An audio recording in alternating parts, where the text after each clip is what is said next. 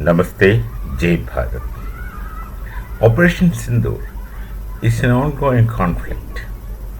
It may surface, it may not surface, but that's an ongoing operation. Operation Sindoor shall be an ongoing one, I think, for quite some time in the future. We have a river in Bharat, our most glorious river. Don't mistake it for Gangaji. It's the river Saraswati. Our entire Vedic civilizations, the entire Vedic civilization with the 3,700 settlements in three times early, middle, and later, spread over more than 1,080 square kilometers or miles, kilometers, let me say. It was used to be spread in this Saraswati Valley to the south, to the north, to the east, and also to the west. The archaeologists were confused when they found Sindhu Nadi settlement, which they called initially. Inadvertently, it was a mistake. They were confused and they were amazed to find the settlements was only towards the south of river Sindhu, which they call as Indus. And if it's a river civilization, it should be to either sides of a river. But then, in case of Sindhu, the archaeologists who excavated were confused actually. Why is it to the south, only south of Sindhu, and not to the north of Sindhu? And it's only much later that when the archaeologists understood that there used to be a river. By the time river Saraswati was dried up, there used to be a river on either side of which the Vedic civilization flourished, and that was river Saraswati. And river Saraswati, much later, they have realized that river Saraswati is still flowing as Gupta Saraswati. Now it's flowing underground. It's dried up from the surface of earth, and it's dried up. That's why people had to move out from the Saraswati Valley, that is Vedic civilization, Saraswati Sanskriti. They had moved out to all places, to north, to south, to east, and also to west. And the Saraswats who moved to east, to Gauda Desha, also acquired the name Gauda Saraswats. And you find Saraswat's title throughout Bharat, whether east, west, north, south, wherever it is. So people have moved to their convenience because the climate had become so arid and impossible to exist with the drying up of Saraswati. But then Saraswati still flows. Saraswati still flows underground, and that we call as Gupta Saraswati. And interestingly, wherever Gupta Saraswati surfaces en route is a holy place for us. You can trace, you can find out how the holy places from Kutch to east, to Himalayas origin. There are many such places, and there are many places where two rivers meet, and there's a third river also, which makes it a Triveni, where the third river is the surfacing of Gupta Saraswati.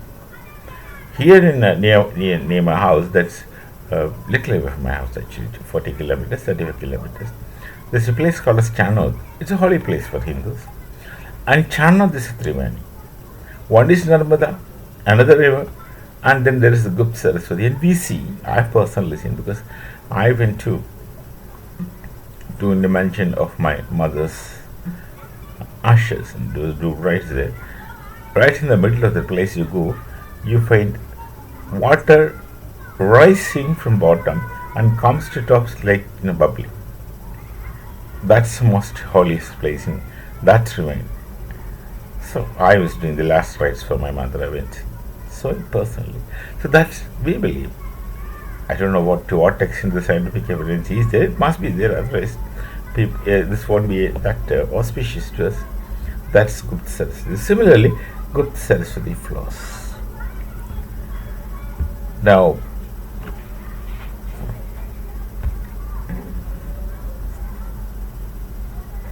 Operation Sindoor Operation Sindoor, from which we got this benefit of a hidden benefit.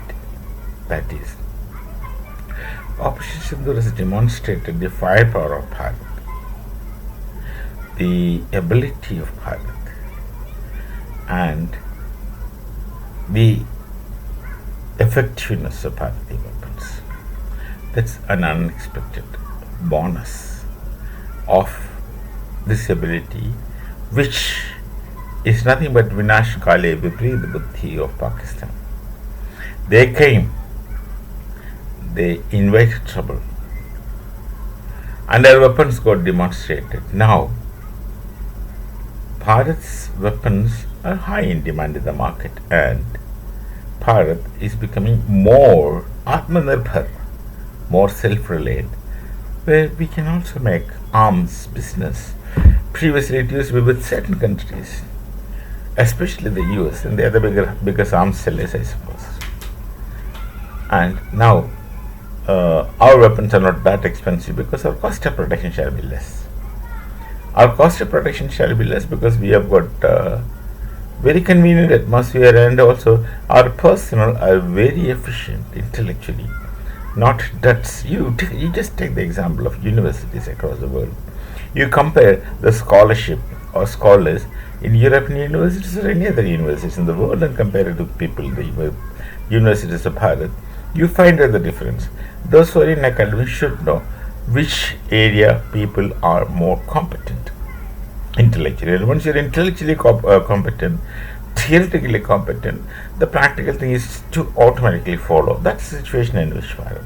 So it's they who facilitated this trade with Bharat, and I think some people at least should thank this Asim Munir fellow for creating such a scene where our weapons got exposed, where people found it convenient, effective, and not very costly, perhaps the cheapest what they can get, with efficiency, accuracy.